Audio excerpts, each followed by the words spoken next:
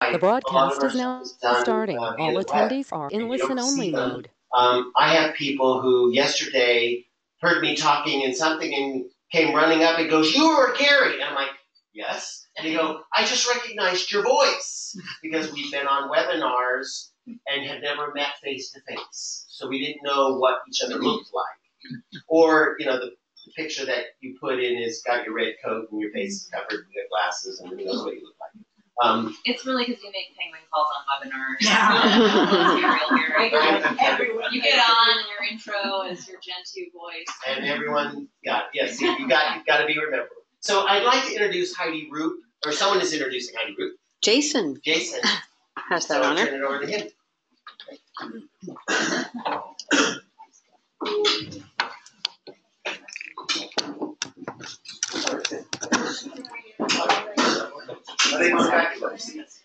If you can move back up, and if you can move this way, please move forward, even to the front table, because Heidi's going to be a little more interactive with the audience. So if you're in the back 2 rows, please stay in the front. I'm not going to sit in the front, so this is all available. There's available up here. You're going to find it more.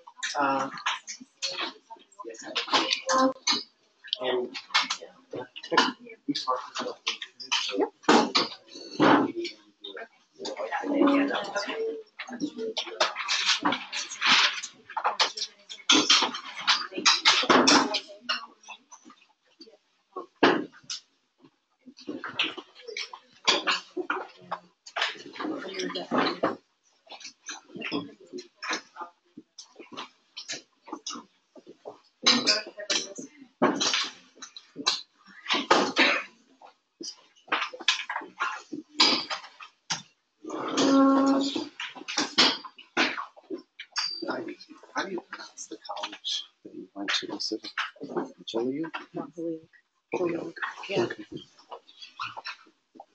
Okay, good morning, everyone. It's my pleasure to introduce Holly Roop. She has a very interesting background. She has a bachelor's degree in geology from Holyoke College, where it appears as though she stumbled upon geology by taking a course and then decided to pursue it a little bit further. She has a master's in science from Northern Arizona University and a PhD from the University of Buffalo. Currently, she is the strategic communication lead at Climate Impact Group at the University of Washington, and she's also an adjunct research scientist for Science and Society at the Victoria University of Wellington in New Zealand. She has a very interesting background and appears to be very interested in education and outreach. So it's my pleasure to introduce Heidi Roop. Thank you. Okay, so I'm just a time check. It's 10 till 10, and I know that there's 30 minutes between me and you and all in coffee and snacks. So I'm going to try to keep us on time. The goal today is to learn from you. So as Gary closed out the last session, he mentioned that a lot of what we do as an organization and many of our international interactions happen remotely over GoToMeeting, which we also have up here, which is why I'm behind the podium. I'm going to step out behind to interact with you all, but we are recording this and there may or may not be people online. So talk about audience challenge here. So if you see me doing a lot of this, the bottom of my body is probably moving too, but you can't see it. But we have an opportunity today to be in a room together and to pool our collective knowledge and expertise and insights and perspectives to not only benefit one another in this room today and here and now and build collaborations, but to think about how we can contribute to the foundation of PEI or Polar Educators International. I'll go through today some of our successes and challenges, but also what it would look like for us to step into the future together. And the goal is to really have us have a conversation about that and figure out how we can best as an organization, which we all hopefully will be. Some of us have been around for a long time, others are new today. And so what is it that we can bring together to create and build momentum as we move forward, and also capitalize on being at this amazing meeting here for the next week. So, well, here's the reflection. So I'm going to be reflecting a bit on this, the last 5 years of PEI, and also sort of some insights about how we might think strategically about our next steps. So I think it's important to look back, to look forward. So the question before us now, 5 years in, I guess 6 if you're counting, we're in year 6, is what is the future of PEI? And a group of us were spearheaded by Louise to think about what is it that we've done and achieved, and where do we want to go? And so there's a group with Gary at the helm putting together a paper that's trying to identify some of what we've achieved as far as our metrics. How have we as an organization established value to both educators and researchers? Those are our primary core of our mission, which I'll reiterate in a following slide. But I think where we've been is really important, and celebrating those successes. I'll just remind everyone in this room that to date, PEI is a 100% volunteer-supported organization. We've been able to leverage a lot of partnerships and resources, but not to support people's time. And I think that is one of the challenges that faces education and outreach within the sort of scientific perspective, is that often a lot of the work we do, and even the sort of lesson plans that created from the educator's perspective and the expertise that they bring to these types of collaborations, that's done out of the goodness of one's heart, their interest in moving the field forward and trying to basically donate their expertise and time to create change. And so I think it's really important to acknowledge that and think about how we might leverage resources and continue to add value to this work that we all do, but to bring it into the fold and into the actual core of what it is to be a researcher or an educator in polar science today. So what do I mean by we? I'm gonna be using the royal we today in my talk. I think it's really important to be inclusive, but I want to be clear about my role. I helped to start and found PEI primarily in 2012 and 2013, and served on the first executive committee. My PhD duties pulled me away at the end of 2014, early 2015, and so I just want to be clear that a lot of the activities I'm talking about, I've been a champion behind the scenes, but haven't been at the helm. And there are dozens and dozens of people who deserve many, many words of thanks, especially folks in this room who've helped execute today and bring us all together. As school years are finishing, Julie, I think, is still grading papers probably, but managed to pull off an international workshop. I think we extend a lot of gratitude to you and to Louise and Gary and others in the room, Sarah, for bringing us together today, but also for a monumental effort that's gone into creating an organization from an idea and into something that is now seen as a respected resource. So as Louise mentioned, people are picking up the phone and calling PEI and trying to find connections and create opportunities and build these bridges. And I think that speaks volumes. So if I just shut my computer and we walked away today, I think that in itself is something that particularly those people who've been involved and sustained in this effort should feel really proud of. I know that the leadership in IASC and SCAR are talking about PEI as an asset and a partner, and that's incredible in 5 years. That is truly incredible, right? These are the leading organizations for polar science, and they see this group of people, all of us in this room, as having value to add and being part of the community, and I think we need to do that in a more intentional way. But so thank you and gratitude. Words aren't enough. And so as I mean we, it's all of you and the people who you know who you are, who've put their hearts and souls and probably family relationships on the line to help get this off the ground. So today, before we jump in, I want to learn a little bit about who we all are in this room. I was told we are primarily educators, but I have Post-it notes, and this can be something you can share with your partner. I know we have our penguin families, but we've been separated in our colonies, I think, at this point. So one of the questions is, why are you here? So if you can just jot that down in your language, whatever is comfortable for you, and maybe 1 or 2 things that you're really hoping to get out of this day. So that could be a new lesson plan, a new friendship, a partnership, knowing what it is that PEI even is or does, having a friend to go through this meeting with, whatever that looks like for you. Just jot down a couple of those things, and this is more for you. But if you'd like to share back, I'll have an opportunity for people to let us know their motivations. Thanks, Gary. And there are fun markers if you want to mix and match colors too. You need something to write with. I do have, of course, teacher markers. So we're just going to take a couple of minutes to do this, like 2, and I'm timing it. 2 will feel like forever standing up here, but no, this is mostly for you, and you can report back. I'm not going to collect these. We could, if you want to put them up, you can. Yes. But you don't have to put your name on them if you don't want.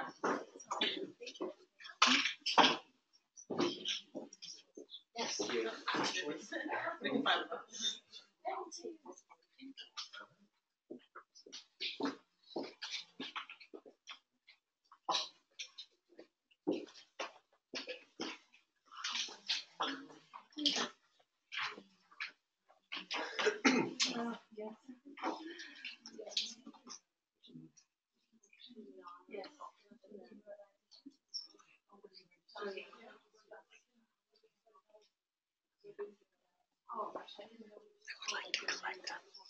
Okay. Maybe we don't use somebody could be information for why did they come? For later planning. Okay.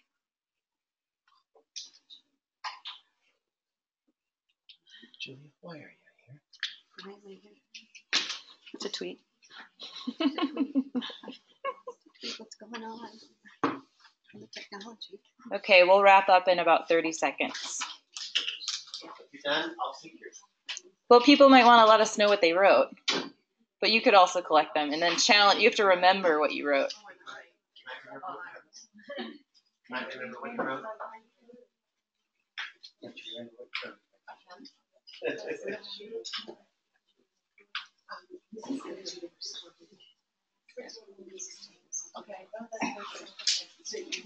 Okay. All right, get your last little words down. Or maybe big words as it may be. Yes. Okay. Gary. Okay, as Gary circles the room, does anyone want to share why you're here? And I'm going to report it back to the recording. Anyone? Why are you here? Yes. I want to get more out of, I was a Polar Trek teacher, and I'm trying to figure out more ways to incorporate this stuff into my teaching. Okay. With my high school students, in fitting it into the curriculum is the hardest part. You Okay. get through so much, and how do I get it? Okay, so we have a former Polar Trek teacher here working to better integrate polar science in her curriculum and classroom. Awesome. Julia. I'm here because being involved in PEI feels like one of the most important things I've ever done. Awesome. Cool. Okay. I am an Artificial South African science communicator, and I would like to form part of PEI and learn more ways of polar education. Okay, fantastic. Just here to create and re-establish connections, because I was at the Montreal meeting and I've been at AGU, and so it's a chance to sit and just reconnect with those roots every chance I get. Awesome. Welcome back, PEI, the taproot. I want to know more about your activities. I'm a scientist, researcher, and policymaker. I think that PEI is playing a very important role to realize the objectives of Antarctic Treaty System into action. Okay, fantastic. I might move on to what do you want to get out of the day? Just a couple thoughts, or you can mix and mingle. It doesn't matter. Sarah. I would like to get advice and resources on having difficult conversations about how talking to climate change deniers, and also about environmental racism and how climate change and racism are intertwined. Okay, so a little bit about environmental challenges and how you communicate complex issues and controversial issues in science, and also environmental justice and equity. And is that accurate reflection? Okay. I'd like to get some ideas on activities for undergraduate students going on a cruise to the Antarctic Peninsula this December. Okay. I'll be leading the students. Fantastic. I think you might have a lot. There are a lot of resources in this room. You won't leave empty-handed. I would like to bring Polar Educators International forward and to see some kind of development. Okay, great. Moving the organization forward. I would like to be just inspired by others' ideas and innovations, so that I can take it back to my future students and just get a better understanding of how I can integrate polar science into my future science curriculum. Science isn't really targeted at the primary level. Okay, to be inspired and build connections and work to integrate this into future classrooms. That's exciting. Okay, I'm going to move on. We have collected these and we can continue to share at the end if we have time. But just briefly, I think it's only fair for me to have to tell you why I'm here. In addition to being asked to be here, I've had a interesting pathway as a researcher and an educator and someone who identified early on in my career in science that connecting people to the issues and contributing to science through communication was a valuable and yet difficult road to toe. I started working with the Polar Check program when I was an undergraduate student and partnered with an educator who to date is one of my closest friends and collaborators more than 12 years later. Maggie Kane. She's been formative in my career, and my husband's also a polar scientist, and he and Maggie continue to work together as well. And so there's been this early footprint in learning about what it really means to be an educator and what it really means to authentically connect people with science has really transformed my thinking. I've gone on to work in Antarctica and the Arctic as a researcher, but also in the capacity as a communicator. And in 2012 and 13, I sort of got brought into the fold of helping to identify and define what PEI could be in its first phase. And now actually I am a strategic communications lead and research scientist with the Climate Impacts Group.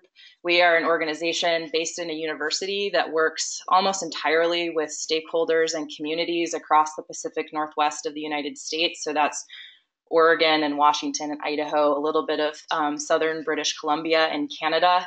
But we essentially work to build resilience to climate in the communities around the Pacific Northwest, which often means not only figuring out how to bring the best available science to people making decisions about how to prepare our communities for the future under climate, which we know we've committed to a certain amount of change. So I have the challenging and fun task of thinking about how it is you distill science down into the parts and pieces that matter for a given decision and figure out who it is who has the authority to actually influence any decision about how, if and how and when you would say use climate science information. So I'm in this interesting gray zone of like being a communicator and distiller of science and doing science and then thinking about like how people learn and how people make decisions. So my path sort of started in polar science and is now actually working a lot about, say, how would you incorporate something like sea level rise into community resilience planning, or where you might put a septic system in a new house, which is never where I thought I'd be, but it's highly rewarding and challenging every day.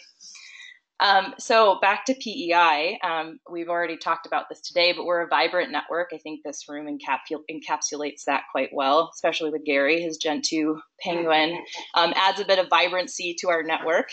But we're promoting polar education and research to a global community. And I think we actually represent here a pretty interesting swath of the planet as well, which I also think speaks volumes to what PEI has been able to accomplish.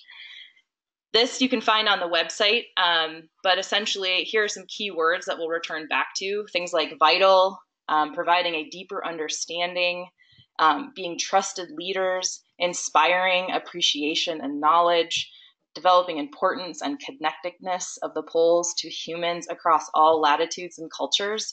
This is a pretty big vision for an organization, and we're going to talk about how we've approached trying to tick off those boxes or achieve and contribute to becoming trusted leaders and inspiring appreciation and knowledge of the poles.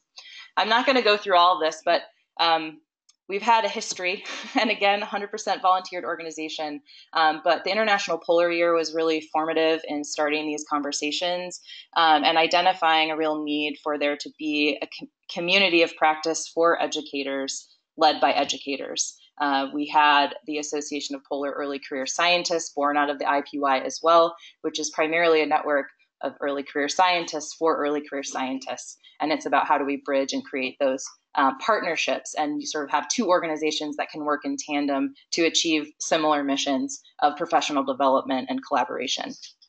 So we've had a range of workshops and activities, and I'm going to give you a brief glimpse into what those are, especially now that there's an ask to know what those were. It's great to know that the slides might serve someone. And we're now here in a workshop and today in Davos, and the idea now is to continue to push the organization forward and secure resources and possibly find a home, someone to serve as our directorate. But these are all big visions, and today you get to help contribute to that.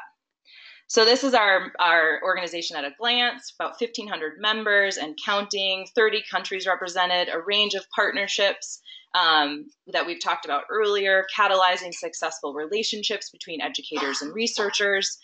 We're essentially really trying to bring the poles together. And this is actually a picture of Gary and myself in 2009 in West Antarctica, starting our educator-researcher partnership that continues today. So we continue to grow, and you never gave me your Gen 2 penguin thing yet, so I feel like I was not part of the family till today. But anyway, we've achieved quite a bit. Our numbers have consistently grown. These are based on Facebook data. These are quite boring plots, but the point here being that we've had incredible growth as an organization, and I think represent a pretty significant swath of diversity of nations involved, especially considering we're talking about the polar region. So if you look, not all of the places on this map directly touch a polar region or have necessarily high investment, other than maybe sort of research investment in either place. This is our council, composition of the council over time. So these colors also represent different countries.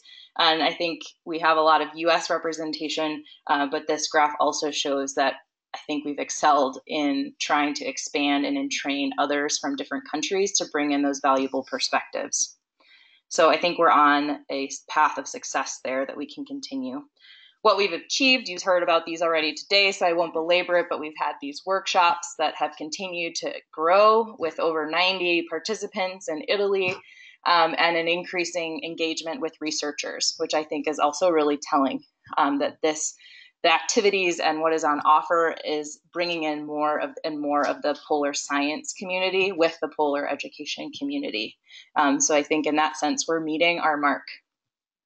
We've had master classes, which are a demonstrated partnership between educators and researchers working to convey both scientific topics and then how you would connect that into a classroom with conversation and dialogue. From our first master class, I had 174 participants. When looking back at these numbers, I was just so impressed by what we were able to achieve there.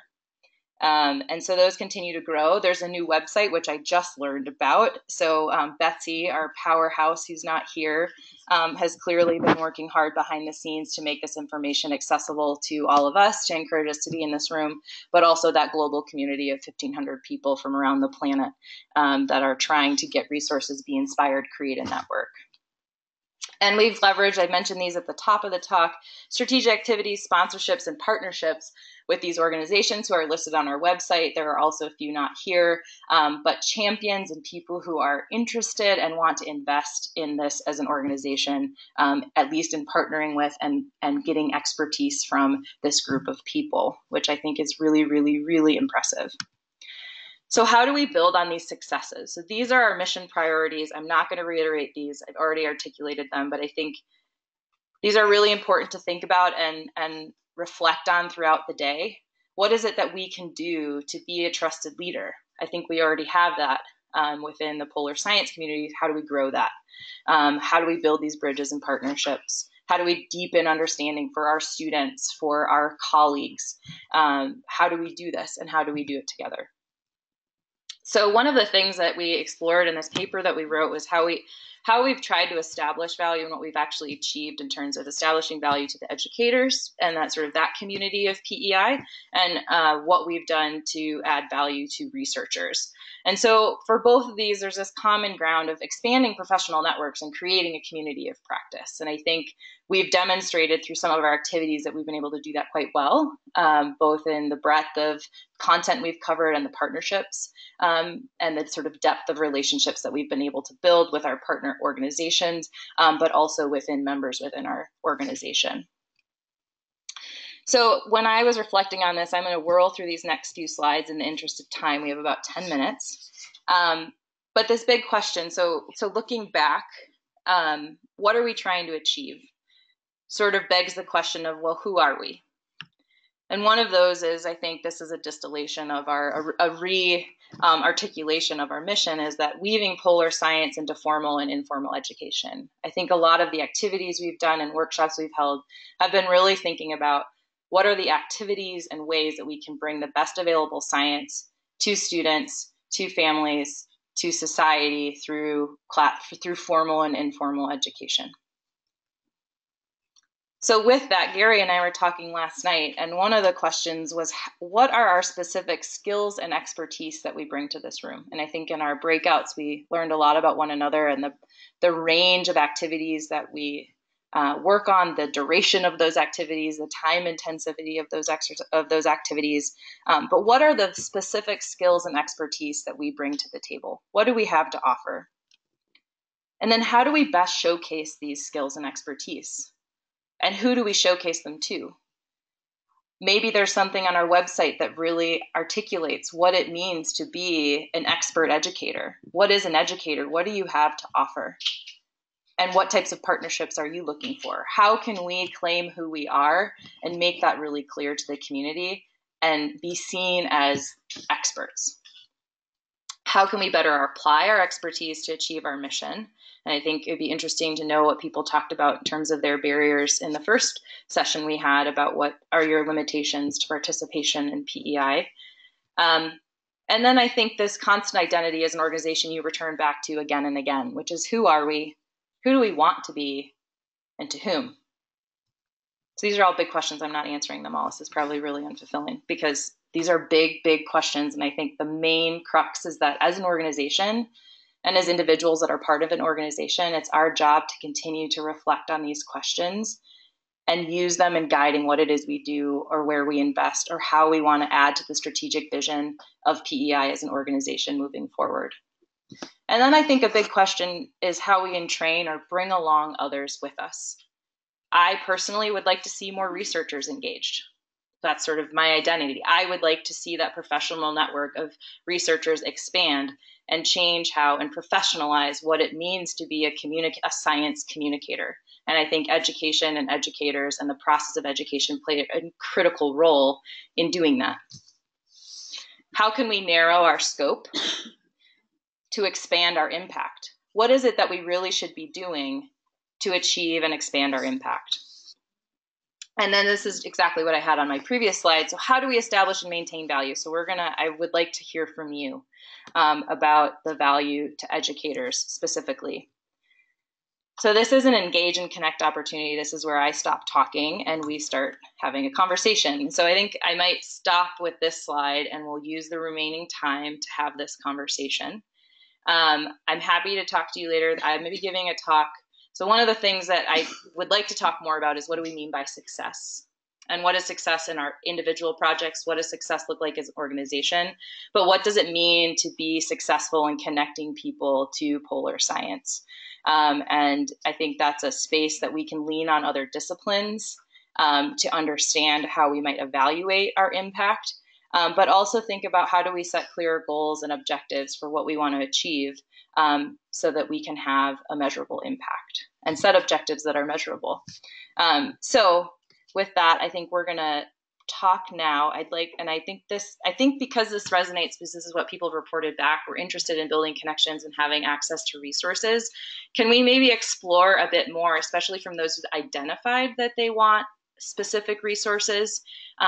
What access to resources do you want? What do those look like? Where do you get them? What do they feel like? Is it a relationship? Is it an actual activity that you can download? Can we just explore a little bit about what resources can PEI offer, provide, or collate? Does anyone have some thoughts? I personally have a scientific background, but narrowed down to botanical background. So when I go to schools or universities or wherever to communicate science or create polar awareness, I need some more information, scientific information, to actually communicate or to get an activity. So sometimes it's difficult for myself I've never been to Antarctica, but I've overwintered on Marion, which is a subantarctic island.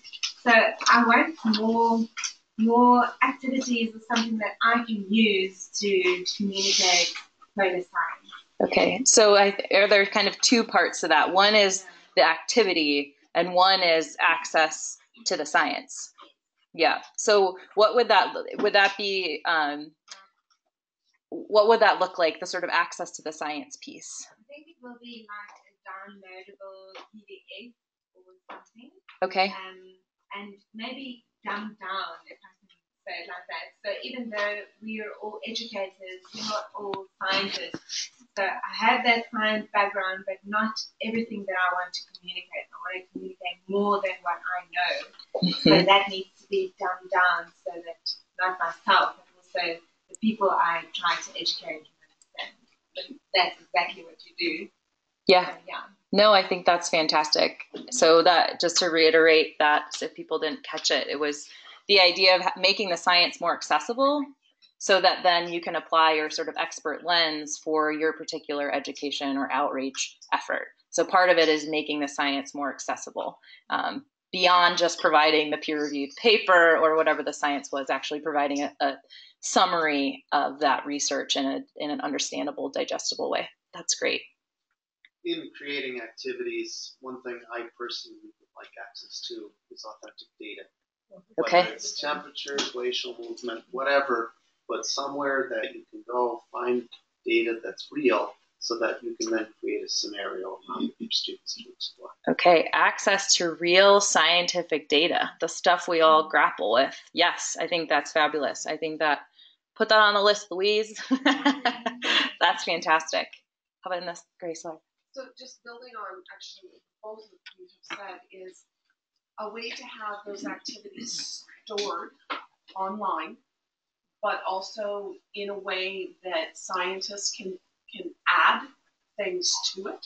Okay. So maybe if we're looking at permafrost in the Arctic, and I have 5 lesson plans on permafrost. Someone for say K to 6, someone else has for high school.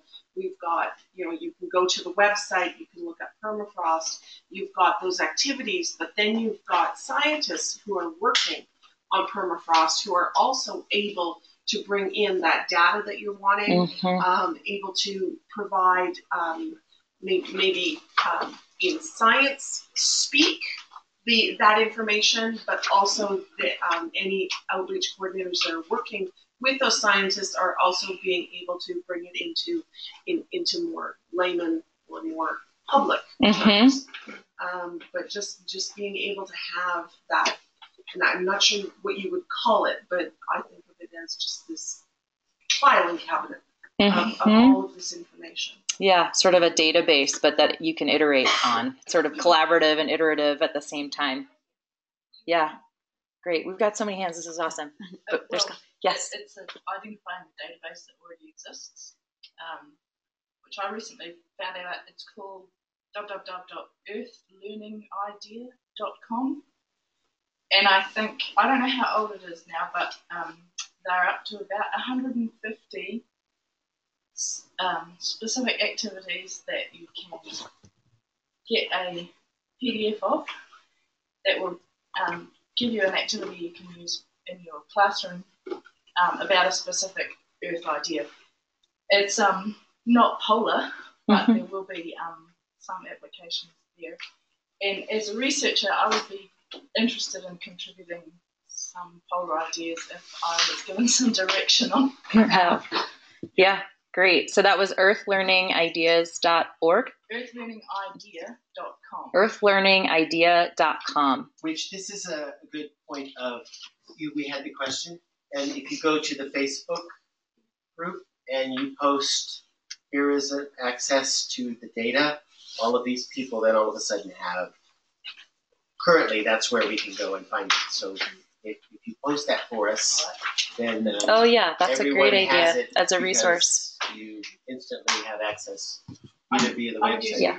I know, and maybe that's why I'm sharing. Maybe we do that for the range of databases that exist. So I know ARCUS, the Arctic Research Consortium of the U.S., manages a large database of more polar specific activities that a lot of the Polar Trek teachers have created. Louise? Well, just being from the U.S., just a word of caution on the resources that you find.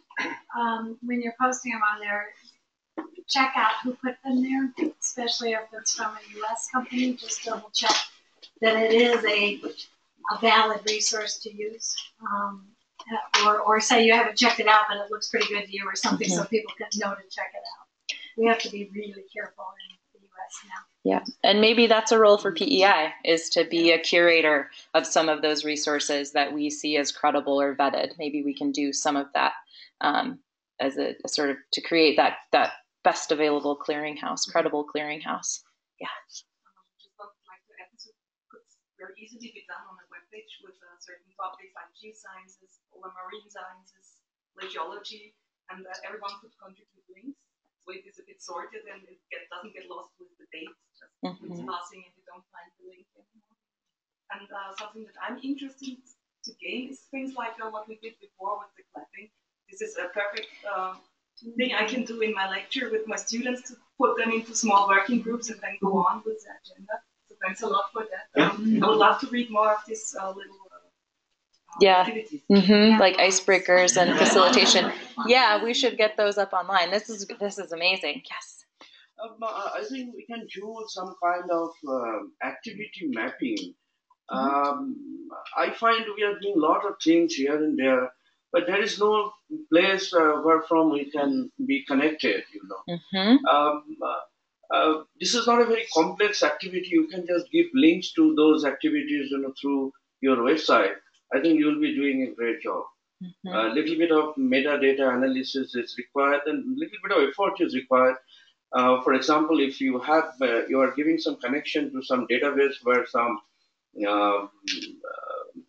satellite data or some atmospheric science-related data is there, but you give little bit more, so the researchers will be benefited, and common people like students, school students who are working in the museum kind of thing, they will be benefited. They necessarily they don't want to go into detail about this scientific layer of the subject, but some broad idea they should get on how they will be able to communicate that knowledge. That package can be given through your website. That would be a great job, I think. Great. And also, recently we have signed a MOU with European Union to fund some projects you might be knowing, that is Horizon 2020. But the thing is that this is targeted to researchers who are a little bit of higher level. But here also there is a layer. If you don't increase your activities, you don't get this top layer. The pyramid has to be, the base has to be very broad, so that the pyramid is stable. And so I think that wherever these kind of activities are going on, you can act as a facilitator to give a link to that. If somebody, like we are doing a workshop or seminar, you come and you take this opportunity to tell the world that you are doing this also. That would be a great service to polar science. Yeah, no, I agree. And I think being here is an attempt at doing that, and having our side meetings at other large international scientific gatherings is a start at trying to do that. So I think we have a last activity, so I'm going to wrap up my time. But I think these three questions, and I had a daily thinking question at the end, but I think it's apt to stop here. But while we're in the room together, thinking about how we can be resources to one another, so acknowledge and share what we know that might address what some of people have already been asking for.